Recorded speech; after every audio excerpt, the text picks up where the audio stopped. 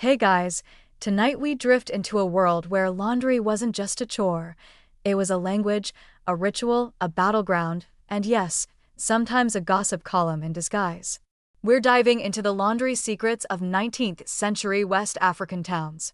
You'll feel river stones underfoot, sea suds bubbling under palm trees, and maybe, just maybe, uncover a little magic behind that seemingly ordinary bar of ash soap. Imagine it, a narrow footpath winding down to a slow-moving river. The air warm and sticky with the scent of fermented shea and crushed leaves. You carry a heavy basket of fabric on your head, not a wrinkle on your brow because, well, you've done this since you could walk. The sun glints off the surface of the water like shards of broken glass. You're here to do laundry, but it's not a task, it's a right. And you probably won't survive this if you think this is anything like tossing socks in a washing machine and pressing normal cycle. So, before you get comfortable, take a moment to like the video and subscribe, but only if you genuinely enjoy what I do here. Drop your location and the time you're tuning in, too. Now, dim the lights, maybe turn on a fan for that soft background hum. And let's ease into tonight's journey together. You step into the water, careful not to slip on the slick stones worn smooth by generations of feet. Around you, other women are already at work, rhythmically slapping cloth on rocks in perfect sync, like percussionists in a hidden orchestra. But it's not just brute force, it's skill. The river isn't just any river. It's been chosen. Sometimes for its purity, sometimes because it's believed to be inhabited by benevolent spirits who bless the fabrics. Tio wash, you need more than just water. First, there's the prep. Cloths are sorted based on color, texture, and, yes, what kind of energies they might be carrying. Some are stained with palm oil, others with red earth. You grab your scrubber. It's not a brush, but a smooth stone that fits perfectly in your palm, passed down from your grandmother and probably from hers. Now you reach for the soap, except it's not the neon green stuff with the lemon scent.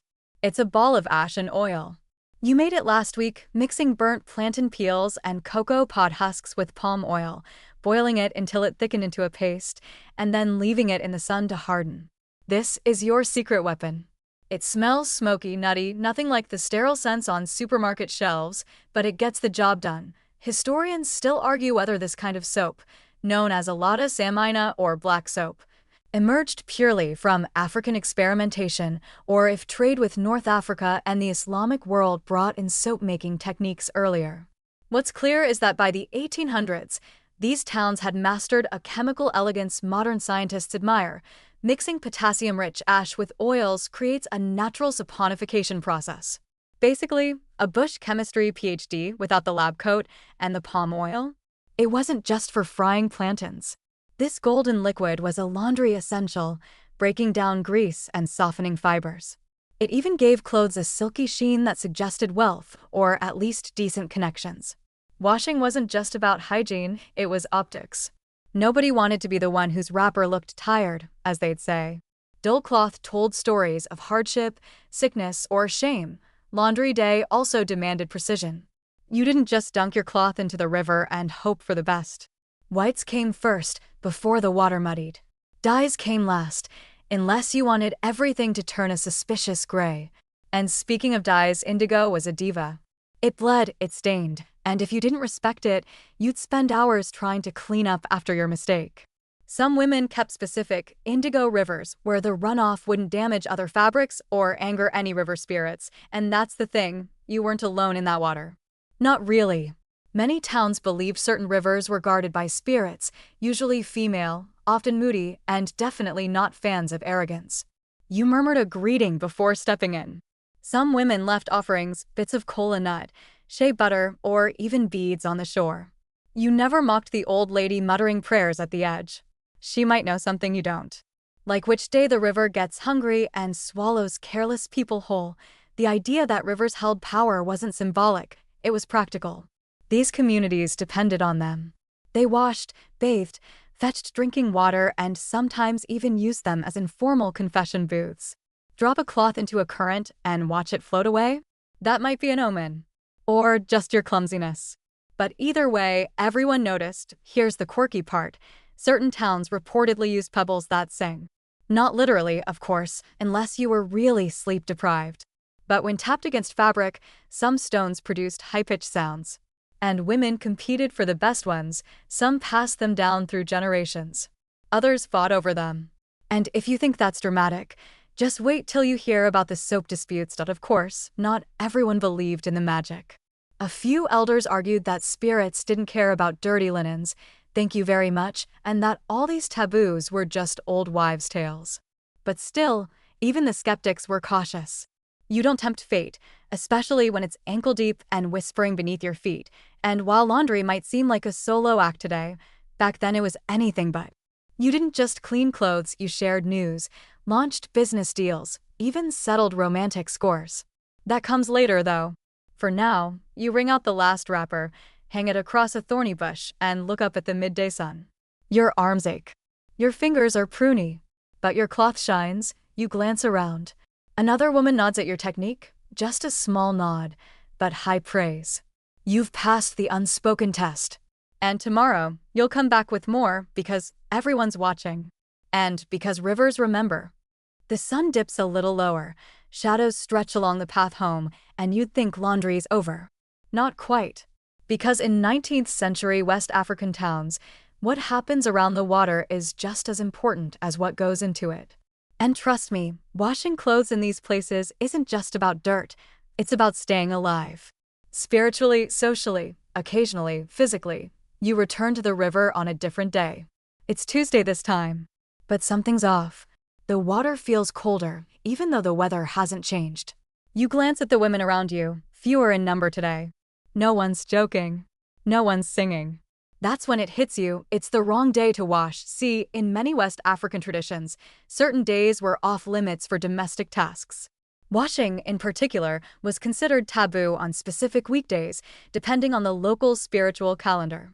In some towns, Tuesdays were sacred to water deities, Mami Wata or river mothers. Washing on those days? Disrespectful at best, cursed at worst, taboos were serious business. One wrong move and you'd be the reason crops failed, a child fell ill, or the village goats started walking backward. Sure, it sounds dramatic, but when your world is tightly knit with the unseen, nothing is just a coincidence. Even stubborn stains could mean something more. Maybe you offended someone. Or something. You quietly pull your fabric from the river and pretend you were just testing the current. A few raised eyebrows follow you as you slink back home. Lesson learned, these rules weren't written down, of course. They were passed from grandmother to granddaughter, whispered at dawn or muttered as corrections when a child wandered too close to the water with a bucket on the wrong day.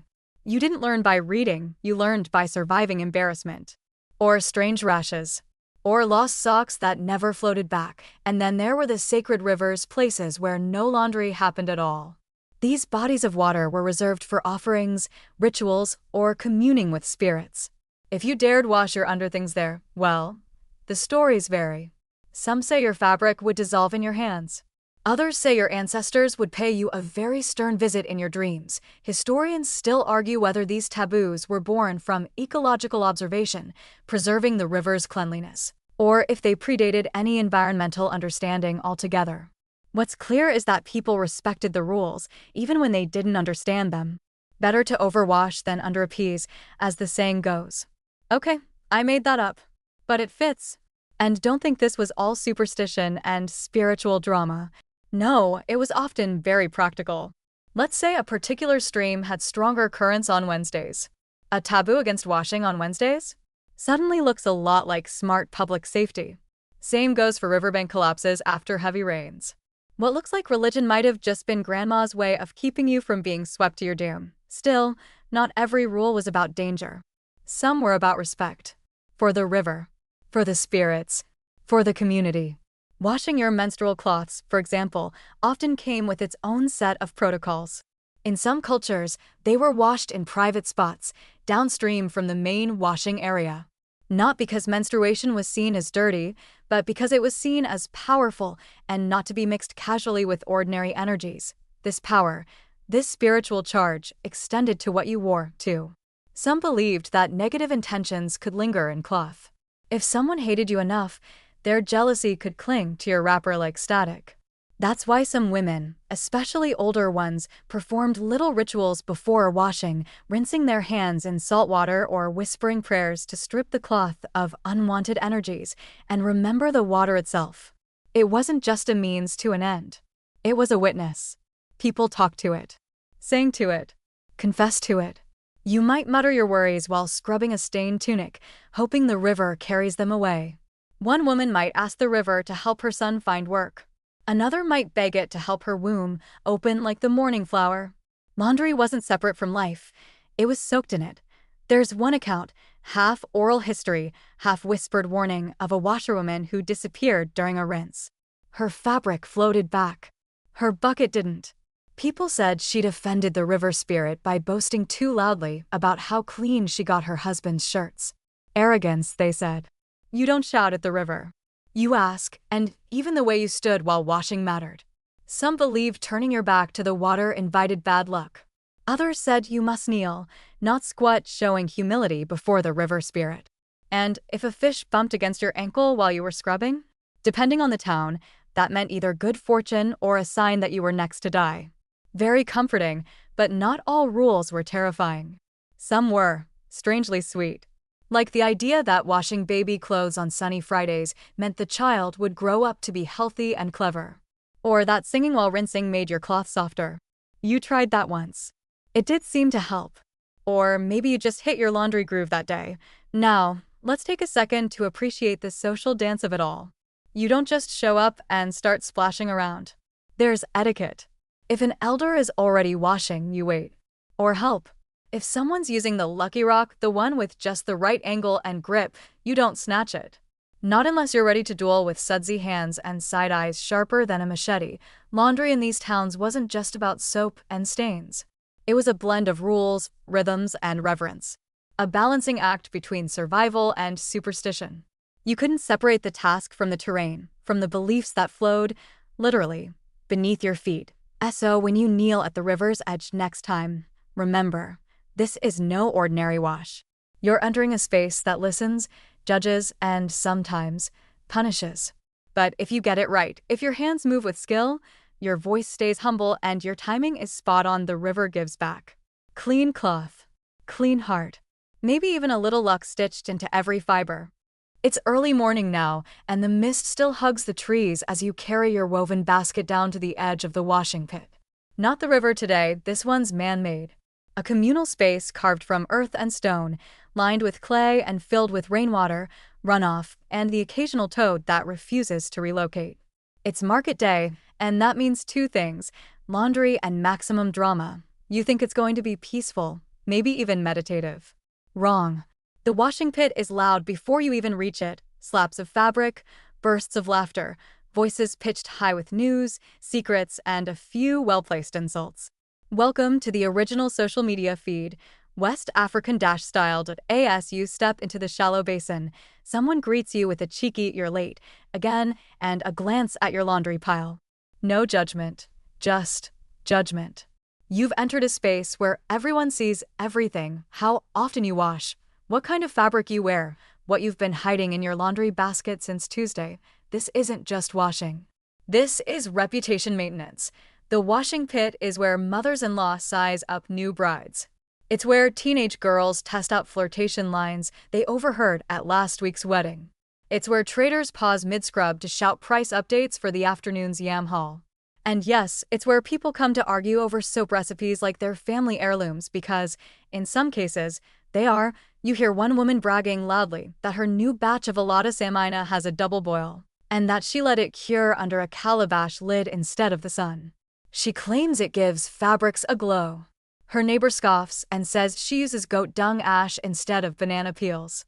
There's a weird pause where no one is sure if that's disgusting or genius.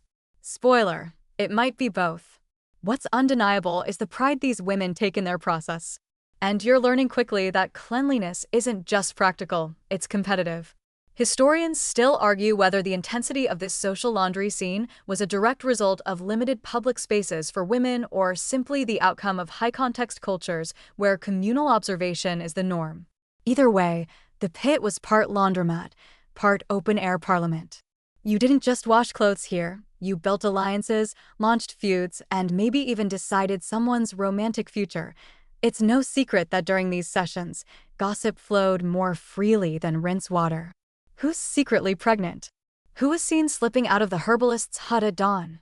Who's been wearing the same dyed cloth for 3 straight market days? A signal, perhaps, of financial trouble or something more scandalous. You learn fast to keep your mouth shut and your ears wide. Not because you're afraid, but because the stories are just too good. Like the one about a woman whose new husband showed up to the wash pit to defend her honor. He brought no soap, just anger and a very thin wrapper. He left much wetter than he arrived. The women laughed about that one for months. Still, the pit wasn't all sniping and soap boasting. It was where you found mentorship, if you were lucky. Older women might pull you aside, show you how to wring a stubborn stain out of dyed cloth without ruining the color, or how to fold your wrapper just right so it dries evenly in the sun, and there was real science in the way these women approached fabric care. For example, they knew which local leaves worked as softeners, which tree bark added scent, and which clay settled silt from the water. One fringe tidbit even claimed that crushed snail shells, when fermented in palm sap for 7 days, made colors pop. No one knows if it's true, but you secretly want to try it. And then there's the matchmaking. Aunties with sharp eyes and sharper tongues casually asked about your cousin's marriage status. Is he still with that useless girl from the other town? One might say, while scrubbing a baby tunic. Another would wink and say, your sister washes like a rich woman. She should marry someone who owns land. The conversation would pivot mid-fold from fabric to futures. It wasn't strange for women to size up prospective daughters-in-law based on how they washed. Fast and sloppy? Red flag. Too delicate with cheap fabric? Suspicious. A good washer was a good wife, at least according to the elders, and if you thought you were above all that, they'd remind you by letting your best cloth fall, accidentally, into the mud. The washing pit was also where business happened. Soap traders, dyers, even pot makers passed through, selling tools and ingredients. You might trade a half-finished bar of soap for a scrub stone with a perfect edge. Or swap laundry services entirely. You do mine this week. I'll do yours when your baby's born. That kind of thing. Some women even ran full-time washing businesses, taking in laundry from busy traders or widowers who couldn't be trusted to wash a wrapper without turning it into a tablecloth. Payment came in yams, firewood, gossip privileges, or occasionally, small cowries tucked in calabash bowls, and while no one said it out loud, the best washerwomen got status. People respected them. Some even believed their skill came from spiritual favor, that maybe their soap had a blessing in it. You notice one woman who always finishes first, never ruins a thread, and whose drying line is perfectly spaced like it's measured by spirits. You don't ask questions. You just nod respectfully. Sometimes, rivalries at the pit got spicy. A dispute over stolen indigo or borrowed wrappers might turn into a full-on splash fight. Or worse, a public calling out where one woman accuses another of cursing her laundry, literally. You'd be surprised how fast a peaceful wash can turn into a witchcraft accusation. Still, even with all the drama, the pit remains sacred. It's where life unfolds between the stones, beneath the sun, in the rhythm of cloth against clay. It's a place of beauty, even when it's loud. You leave with your arms sore, your wrapper damp, and your mind buzzing with news, recipes, and things you definitely weren't supposed to hear. Tomorrow, you'll come back. Because clean clothes are just the beginning. It's the stories that keep you coming. You wake to the sound of mortar pounding, a rhythmic thump-thump-thump that pulses through the compound like a heartbeat. Someone's making soap today.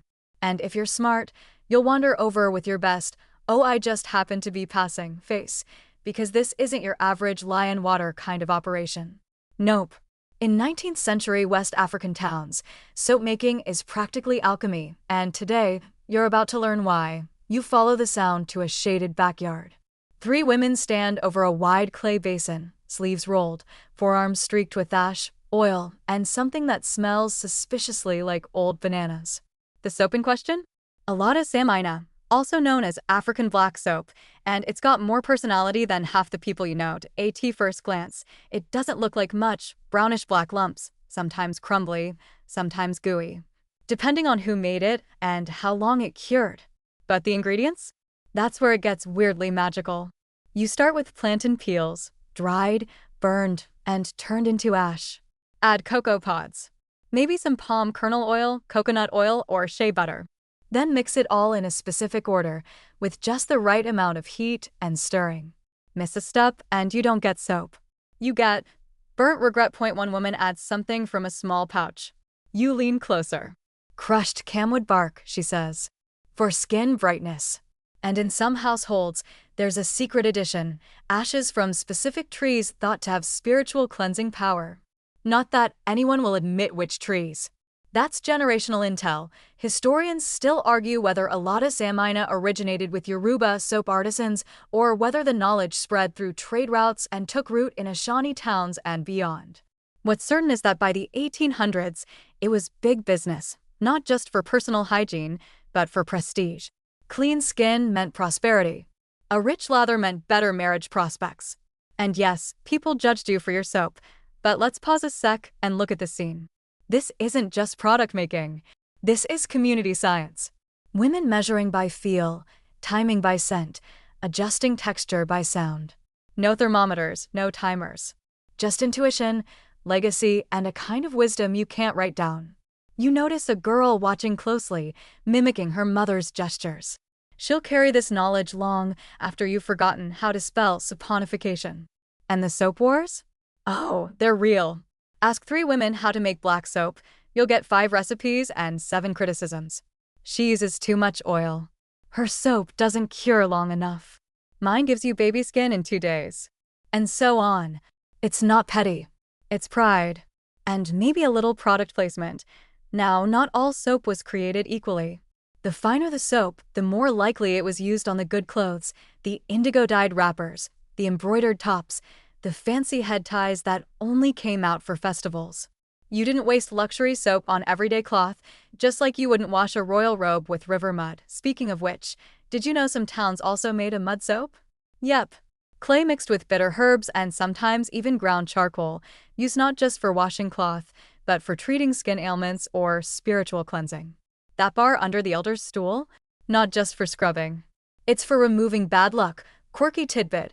One recipe from a now-forgotten market town involved mixing termite mound dust into soap for lasting protection against envy. Did it work? Who knows? But termites build fortresses, and sometimes that symbolism's all you need. What's also fascinating is that these soaps weren't only for domestic use. They were currency. Traders carried bundles of cured black soap wrapped in dried leaves to exchange for millet, dried fish, or thread. In certain regions, a bride's dowry included high-quality soap. She'll keep her man clean, they'd say, and everyone would nod solemnly, as if that alone could keep a household peaceful. Spoiler, it couldn't. But it helped. You watch as the soap thickens into a glossy, sticky paste. Someone starts scooping it into calabash shells to cool. The smell is earthy, slightly sweet, with a burnt edge that somehow smells trustworthy. You suddenly want to buy a kilo and rub it on your sins. And the tools, oh the tools. No store-bought silicone molds here. Just carved wooden spoons, stone grinders, and old calabashes shaped by hand and time. Some even have etchings from generations past. One bowl has a faint sun motif carved on the inside. You ask about it, and the eldest woman winks. My mother said it keeps the soap honest. Which makes you wonder, how much of this is chemistry, and how much is ritual? It's not always clear. In some homes, you stir only clockwise. In others, you begin the soap making only after offering kola nuts at the ancestor shrine. Some women won't let a stranger watch the first boil. Others insist on singing while they mix, songs about cleanliness, fertility, or just playful teases about who forgot to add the oil last time and ruined the whole batch. You glance again at the girl who's still watching, still learning. Her eyes catch yours for a second, and she shrugs, as if to say, that's how it's done. You'll see. And here's the thing, when you take a bar of this soap home, wrapped in cloth or dried leaves, you're not just bringing cleanliness. You're carrying stories. You're carrying memory, compressed into a bar that scrubs not only skin and fabric, but something softer, something deeper.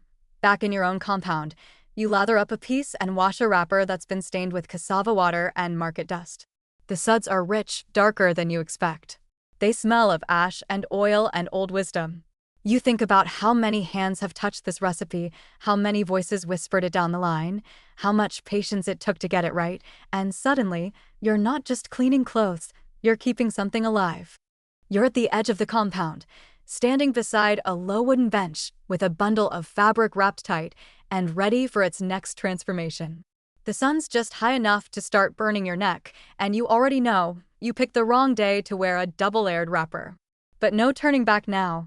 Today's task isn't washing. It's something deeper, bolder. Today you dye. This isn't your average toss in some color and hope for the best situation. In 19th century West African towns, dyeing fabric was both an art form and a ritual, equal parts beauty and business. You're about to submerge yourself, quite literally, into a practice so precise and secretive it makes sourdough starter cults look like amateur hour. You follow your guide, an older woman whose fingernails are permanently tinted dark blue, into a shaded shed that smells like fermented leaves and buried ambition.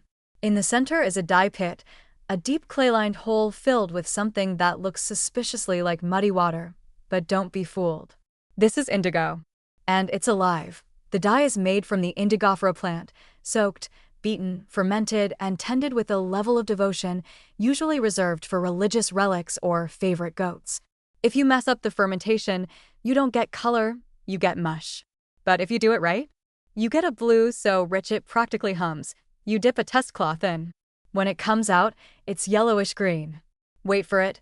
Oxygen hits, and it shifts, slowly, into a deep, matte blue. It's like watching fabric breathe.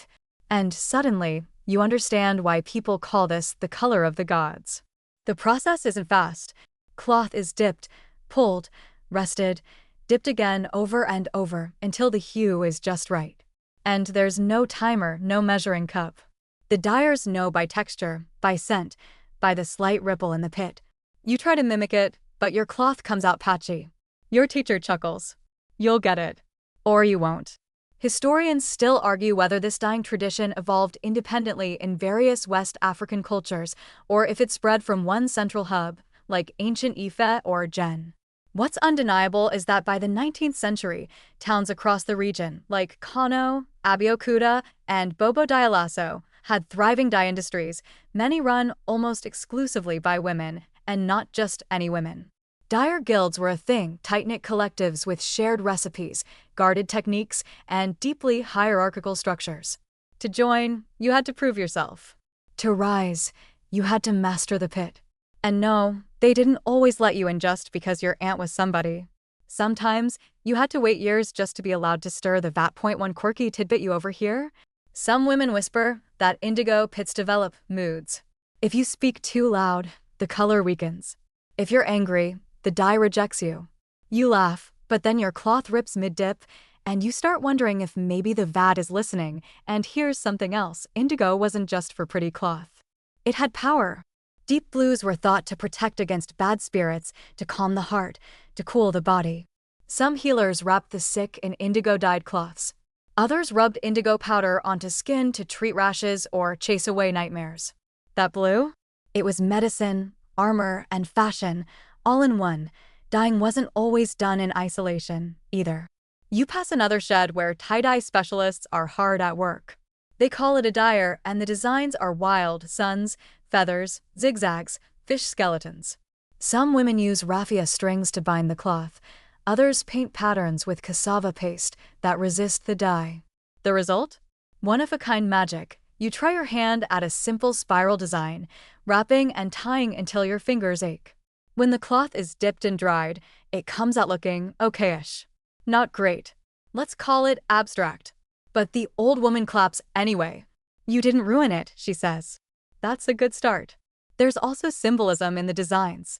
A fish pattern might mean abundance. A bird in flight could suggest freedom or escape or a mother's hope for her daughter. In a time and place where written language wasn't always the tool of the people, cloth spoke volumes, and then comes the drying ritual. After hours in the pit, the cloth is rinsed, sometimes in special waters, sometimes with secret herbs, and laid out to dry on woven racks or smooth rocks. The whole town becomes a gallery. Blue cloths drape over trees, flutter from fences, stretch across courtyards. It's beautiful, but also intentional. Placement matters. You don't let your best design dry next to someone else's average attempt. That's social suicide. You start to notice who lays their cloth where, who cuts eye contact, who subtly adjusts their piece when someone else's starts getting compliments. Yeah, even here, in the sacred world of dye, petty exists, but so does excellence. Some dyers are legends. Their cloths command higher prices, appear in marriage dowries, even get traded across kingdoms.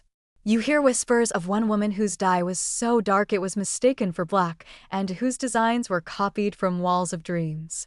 True? Maybe? Believed? Absolutely, and let's talk economy. Indigo cloth was currency. Traders packed it tight into caravans bound for desert markets or coastal ports. A single bolt could buy you food, shelter, maybe even a camel's worth of goods. The richer the color, the better the deal. Some towns built entire marketplaces around their dye industry, turning pigment into prosperity. Back in your own corner of the compound, you rinse your test cloth again. It's better this time. Still splotchy, but there's a certain flair to it. You lay it carefully on a low bush to dry and step back, hoping no one walks by and says, "That's cute," in that tone. As the sun dips and the air thickens, the dye pits are covered. The women rinse their arms, scrape pigment from their fingernails, and stretch out their backs.